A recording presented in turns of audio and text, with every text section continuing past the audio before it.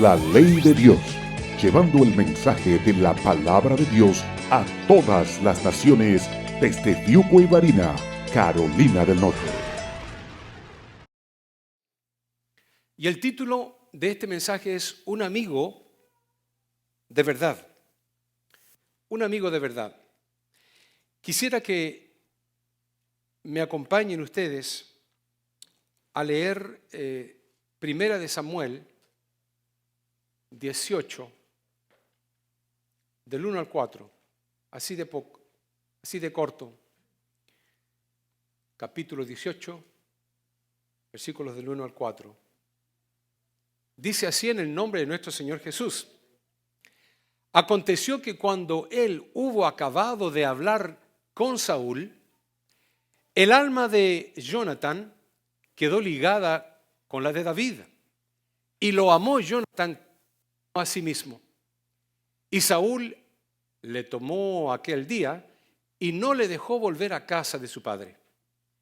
E hicieron pacto Jonatán y David, porque él le amaba como a sí mismo.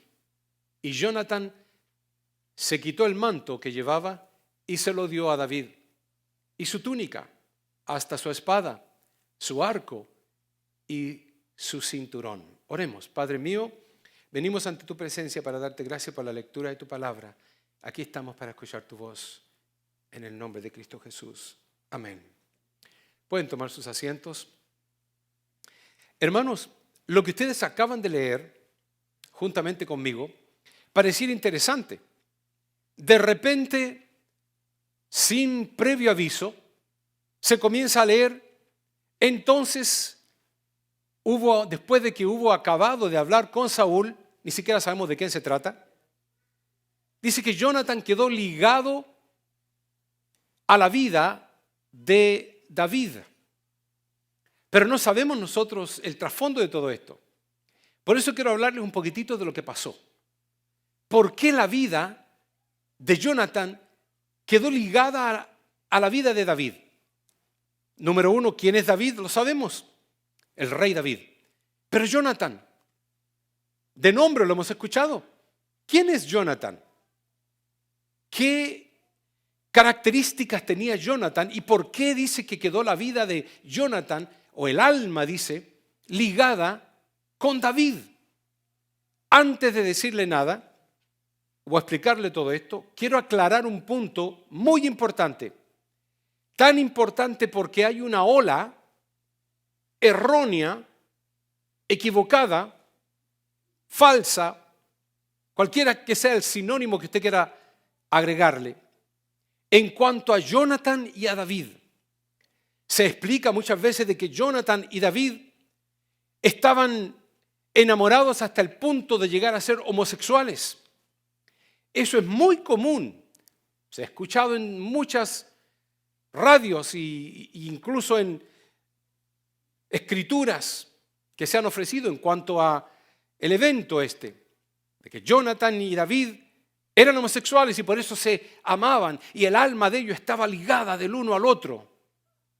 Especialmente cuando dice que Jonatán se quitó el manto que llevaba y se lo entrega a David y también le entregó su túnica y su espada y su arco y su cinturón. Ellos dicen, no, eso ya iba por ahí. Escúcheme bien esto. Eso es algo inverosímil. Es algo que no tiene sentido y es sencillamente una mal interpretación rotundamente equivocada de las Escrituras. No es así. Ahora vamos a explicar qué significa todo esto. Hermanos, para poder entender bien lo que pasa aquí, el amor de Jonatán para con David, vamos a retroceder un poco y vamos a ir a lo que es el trasfondo. Y leyendo la palabra de Dios dice de la siguiente manera: salió entonces del campamento de los filisteos un paladín. ¿Quién era un paladín? Era un guerrero, era un soldado, era un gladiador, era un hombre de batalla superior a los demás. Salió entonces del campamento de los filisteos un paladín, el cual se llamaba Goliat. y separó y dio voces a los escuadrones de Israel. Vemos que este hombre, Goliat, se pone enfrente de los escuadrones de Israel y vocifera, grita, amenaza y desafía. Y este hombre dice las siguientes palabras: escoged de entre vosotros un hombre que venga contra mí. Si él pudiere pelear conmigo y me venciere, nosotros seremos vuestros siervos. Y si yo pudiere más que él y lo venciere, vosotros seréis nuestros siervos. Este hombre dicen los historiadores, de 9 pies con 3 pulgadas, estaba en una colina vociferando hacia el pueblo de Israel que estaba al otro lado del valle, tiritando de miedo estaban los escuadrones israelitas. Y este hombre le decía: manden uno, el que ustedes quieran. Si me gana a mí, vamos a ser sus siervos. Si yo le gano, pues ustedes serán nuestros siervos. Era innecesario que ellos dijeran eso, porque ya los filisteos demostraban y manifestaban un poder sobre el pueblo de Israel, que los israelitas le tenían miedos a los filisteos. Dicen los historiadores de que los israelitas, cuando iban pasando cerca de un filisteo, ellos bajaban la cabeza. Y no solamente bajaban la cabeza, sino que los hombros los encogían, porque le tenían miedo a los filisteos. Estaban prácticamente subyugados por los filisteos. Y este hombre se les aparece para destruir al pueblo. Dice la palabra de Dios que oyendo Saúl, ¿quién era Saúl? El rey de Israel. Oyendo Saúl y todo Israel estas palabras del filisteo, se turbaron y tuvieron gran miedo.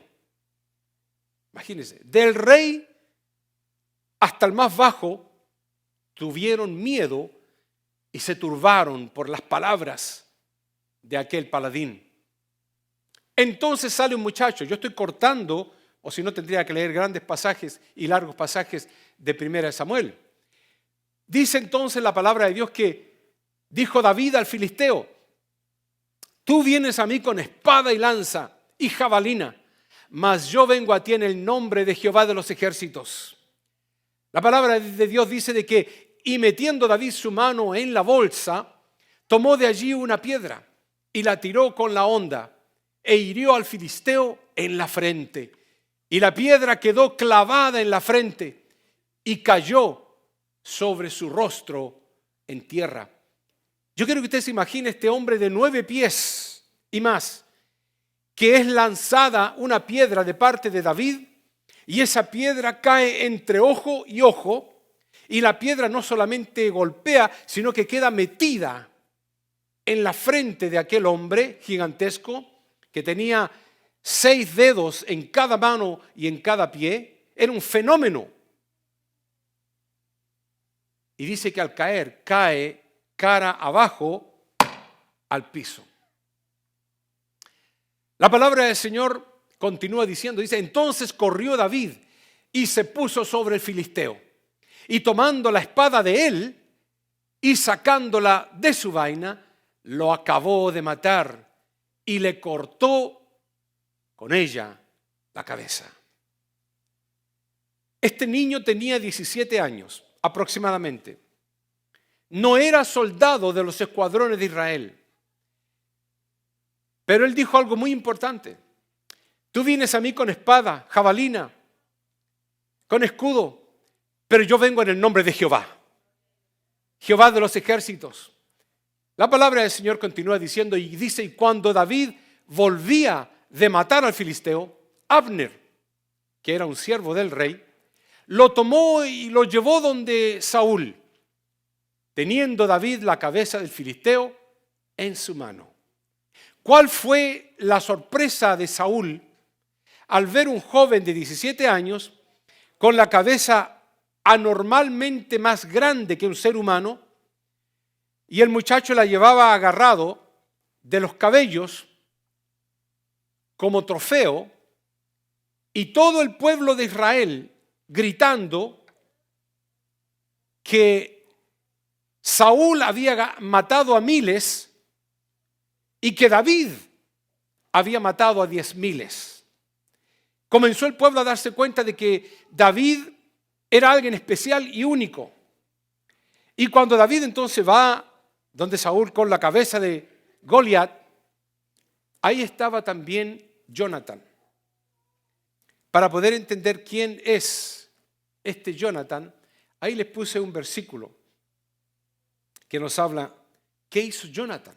Noten ustedes, esto fue anterior a lo que había hecho David. Y fue esta primera matanza que hicieron Jonatán y su paje de armas, como 20 hombres en el espacio de una media jugada de tierra. ¿Qué pasa aquí? Este Jonatán no era cualquier sisi, no era cualquier hombrecito que tuviera miedo. Este hombre, Jonatán, era un guerrero también y había ido contra los filisteos y él había matado a 20 en un pedazo de terreno que estaban los filisteos. Jonatán subió y los filisteos terminaron muertos.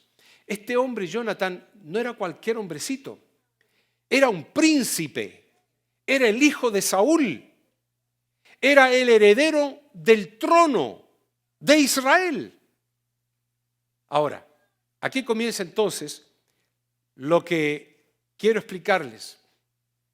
La palabra del Señor dice que y lo amó Jonatán como a sí mismo, y él le amaba como a sí mismo. En 2 oportunidades menciona que Jonatán amaba a David como a sí mismo. Pero la semana pasada yo estuve hablando acerca del amor de Dios. Y la palabra del Señor nos dice de que alguien le preguntó a Jesús, ¿cuál es el gran mandamiento? Y Cristo Jesús respondió, amarás al Señor tu Dios con todo tu corazón y con toda tu alma y con toda tu mente. Y el segundo, dijo Jesús, es semejante, por no decir igual, y amarás a tu prójimo como a ti mismo. Lo que estaba haciendo Jonatán era amando a su prójimo, precisamente como lo acabamos de leer, como a sí mismo. Quiero decirles, hermanos, de que este Jonatán es un tipo de Jesús. Ustedes habrán escuchado la palabra un prototipo. La palabra proto significa primero, tipo significa como igual o algo parecido. Pero Jonatán es un tipo de Cristo, de que Él nos ha amado. Dice, con amor eterno te he amado. Él dice que ama nuestras almas porque quiere salvarlas. Y dice que Jonatán amó el alma de David. Pero hay más en cuanto a esto.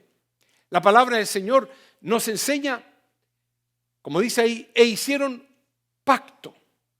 Y ustedes se recuerdan en las Escrituras donde la palabra del Señor dice que Cristo Jesús habló a sus discípulos y les dijo de que Él iba a llevar a cabo un pacto. Y tomando, dice la copa, les dijo diciendo, bebed de ella todos, porque esto es mi sangre del nuevo pacto. Hay muchas similitudes en esto. Dice del nuevo pacto que por muchos es derramada para remisión de los pecados. Cuando hablamos, hermanos, de estas similitudes, vemos que la palabra de Dios nos dice también en Juan 15, ya no os llamaré siervos, porque el siervo no sabe lo que hace su Señor, pero os he llamado amigos, porque todas las cosas que oí de mi Padre os las he dado a conocer. Lo que hizo este muchacho, Jonatán, con David, fue algo interesante, porque no solamente el hecho de que lo haya amado, pero llevó a cabo un pacto.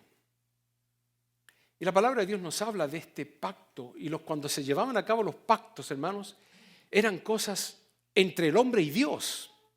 No era una promesa, mira, te prometo que voy a hacer esto y luego me olvido y ya no lo cumplo. el pacto en ese entonces, especialmente para los israelitas, era como el pacto matrimonial que nosotros llevamos a cabo. Un pacto de verdad, un pacto en el cual tiene que ver con nuestra promesa, nuestra palabra, y el testigo en este caso vendría siendo Dios. Ahora, que se rompan los matrimonios es porque la gente rompe los pactos. Pero en ese tiempo se llevaban a cabo pactos fieles. Y el pacto que llevó a cabo Jonathan con David fue esto. Jonathan se quitó el manto que llevaba y se lo dio a David. Y su túnica, hasta su espada, su arco y su cinturón. ¿Qué le estaba entregando Jonathan a David? Le estaba entregando, hermanos, su autoridad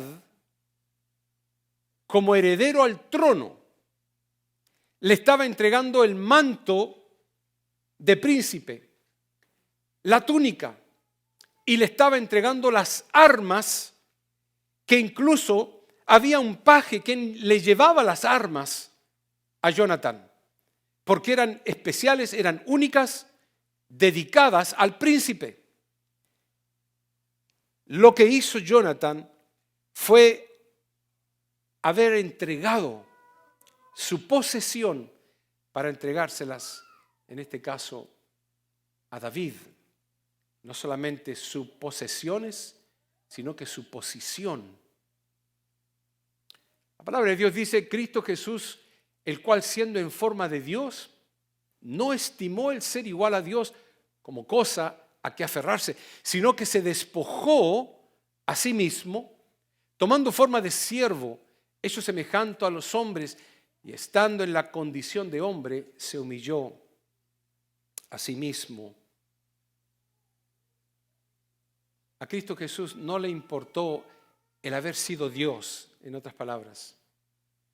Él se despojó de su autoridad, se despojó de su posición de Dios y tomó una posición de hombre y se encarnó, dice la Biblia, como hombre, y lo explicamos para poder morir, porque como Dios no podía morir.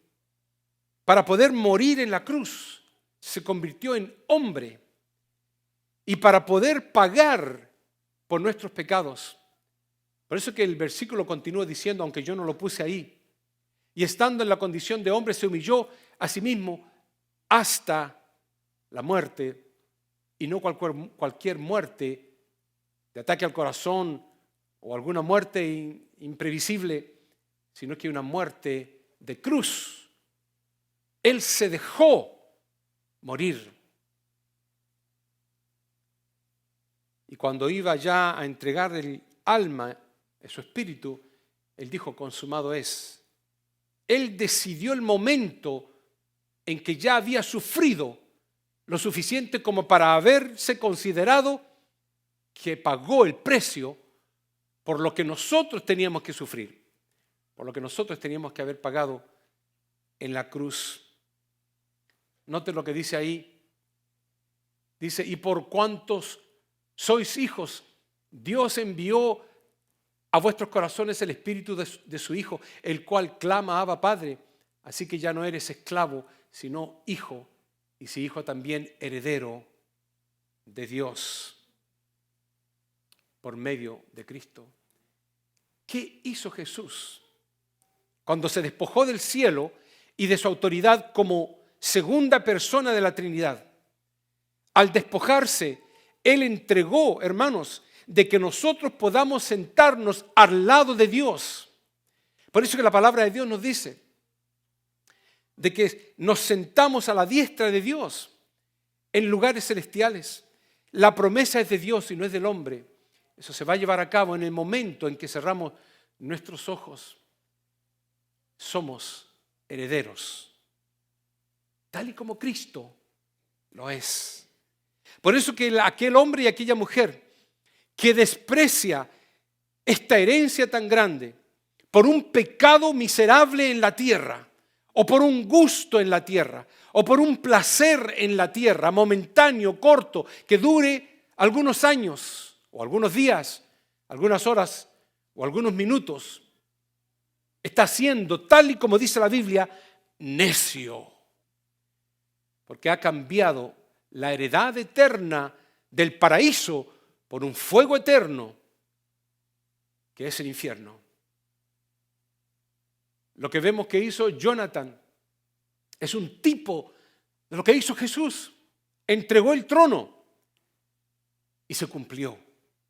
Porque eventualmente David vino a ser el rey de Israel y no Jonathan, a quien le pertenecía. Eso es lo que vemos que Cristo hizo, porque nosotros, cada uno de nosotros, nuestros nombres inscritos están en el libro de la vida, dice su palabra. Y dice que ahora nos llamamos real sacerdocio, o sea, reyes, pueblo escogido por Dios, escogido. Dios ha tomado el cuidado de escogernos a todo aquel que dice presente: Señor, yo acepto a Cristo Jesús como mi Dios y Salvador. ¿Qué fue lo que hizo Jonathan? Y Jonathan dice, se quitó el manto que llevaba y se lo dio. ¿Sabe, hermanos? En el día del amor y la amistad mucho se da. Y el amor se expresa dando tarjetas, dando flores, dando chocolates, dando una cena y dando cariño. Pero todo es dando en el día del amor y la amistad. Y eso fue exactamente lo que hizo Jonathan. Dio, dice a David, su autoridad.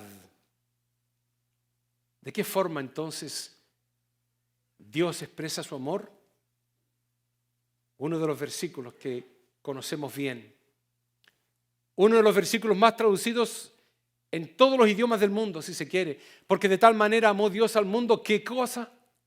Que ha dado. Dios está en el negocio de dar, no de quitar, ni siquiera de prestar, porque ha dado a su Hijo unigénito para que todo aquel que en Él cree no se pierda, mas tenga vida eterna. Saqué 5 verdades de este versículo. Y esas 5 verdades son, número 1, Dios da su amor, no te lo presta, ni te lo fía, ni te cobra. Dios da, y la palabra da implica dádiva, don, regalo de Dios. Segundo, Dios da a su Hijo unigénito. Alguien me preguntó en una oportunidad, ¿por qué Dios no vino Él mismo y murió? ¿Por qué tuvo que enviar a su Hijo a morir? Porque enviar a un hijo a morir es más doloroso aún. Sería fácil para mí, como padre, morir por mis hijos. Pero sería imposible o difícil entregar un hijo para que muera. Y eso fue lo que hizo Dios. Por mis pecados, por tus maldades, es inverosímil de que Dios haya dado todo lo de valor para Él por lo malo que somos nosotros. Ese es un amor inmensurable que no podemos entenderlo. Tercero, Dios da la opción de que creas en Él. No te obliga. Por eso Dios es un caballero. Dios permite de que tú entiendas lo que se habla desde un púlpito. Cuarto, Dios da la gracia para que no te pierdas. Te ayuda en el caminar cristiano, a que estés con Él, que lo cojo no se salga del camino. Te enseña la palabra, te pone luz en tus pasos para que sepas dónde tienes que pisar. Si pisas equivocadamente y en el fango, es porque quieres, porque te gusta el fango. Hermanos, es tan claro todo esto como el agua. Y quinto, Dios da la vida eterna a través de Cristo Jesús. Por eso, hermanos, la pregunta es, ¿en qué conocemos el amor de Dios? Y la respuesta es, en esto hemos conocido el amor, en que Él dio su vida por nosotros. Cristo dio su vida por mí y por ti. Y por eso les decía que Dios no está en el negocio de fiar, ni prestar, ni vender, sino que Él está para darnos vida. Y por eso dice, yo he venido para que tengan vida y vida en abundancia. Y yo quiero esa vida de Cristo, yo la quiero. Aquí no importa, mientras más rápido me voy, perfecto. Para mí el vivir es Cristo y el morir definitivamente es la herencia, ganancia. Ahora, si usted lo ve al revés, está equivocado. Si usted cree que aquí está la herencia, está equivocado. Por eso la herencia del mundo son los que van a quedarse. Pero la herencia del cristiano es la ciudadanía celestial. La palabra del Señor dice, venid a las aguas, y los que no tienen dinero, no importa, vengan, comprad, comed, venid comprar sin dinero, sin precio, vino y leche. ¿Saben por qué? Porque Él da esfuerzo alcanzado y multiplica las fuerzas al que no tiene ningunas. La paz os dejo, mi paz os doy. Continúa el hecho de que Dios da. Dios resiste a los soberbios y da gracia a los humildes. Dios es el que da semilla al que siembra y pan al que come. Pedid y se os dará. Buscad y hallaréis. Y uno continúa buscando versículos y todos dicen de que Dios te quiere dar más y más hasta que sobreabunde. Medida, dice, rebosada, que rebose de bendiciones. Wow. Cuando yo miro hacia atrás y miro el pasado, veo bendición tras bendición tras bendición. Y cuando miro el futuro, me asusto por la cantidad de bendiciones que veo venir. Y no necesariamente tiene que ser dinero, pero bienestar familiar, unión familiar, comunión familiar, armonía, que podamos venir a la iglesia y cantar con todo nuestro corazón y no se nos persigue, es también un don de Dios. El poder venir los miércoles a estudios bíblicos, los martes a orar y no estar bajo la cortina de hierro o bajo estar el cuchillo amenazador de Isis. ¿En qué se muestra el amor de Dios? La palabra de Dios lo dice. En esto se mostró el amor de Dios para con nosotros, en que Dios envió a su Hijo unigénito al mundo para que vivamos por Él. Quiero ir terminando la idea. Y cuando preguntamos en qué consiste el amor de Dios, hay una palabra que nos debe llamar la atención a todos. En esto consiste el amor, no en que nosotros hayamos amado a Dios. ¿Por qué tenía que amarnos Dios? Dígame una cosa, ¿por qué Dios tenía que amarlo a usted? Existe. Somos polvo, creados por la misericordia de Dios. Pero dice la palabra de Dios, sino que Él nos amó a nosotros y envió a su Hijo, ahí le puse entre paréntesis, a morir en propiciación. El significado de esa palabra significa aplacar la ira de Dios.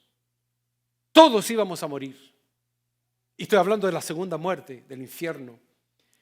Pero Cristo Jesús dijo, envíame a mí.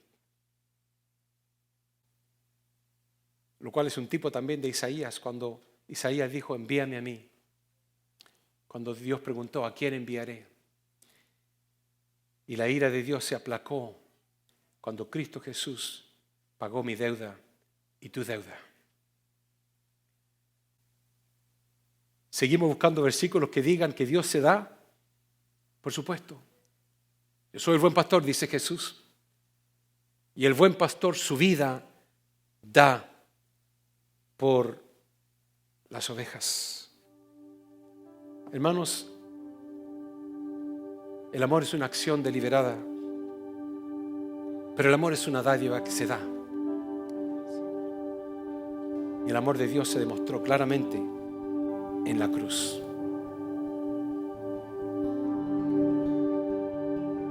Sobre todo poder y rey, sobre toda humanidad diré,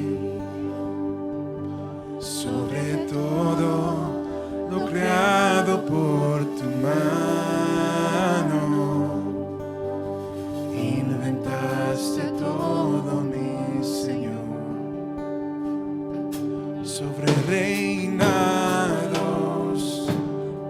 también. Maravillas que el mundo conoció, sobre toda riqueza y esplendor, nada se compara a ti, Dios. Y en la cruz moriste por amor, vivir, morir, para darnos perdón como flor que alguien pisoteó. Quedaste tú y fue por mí, por amor.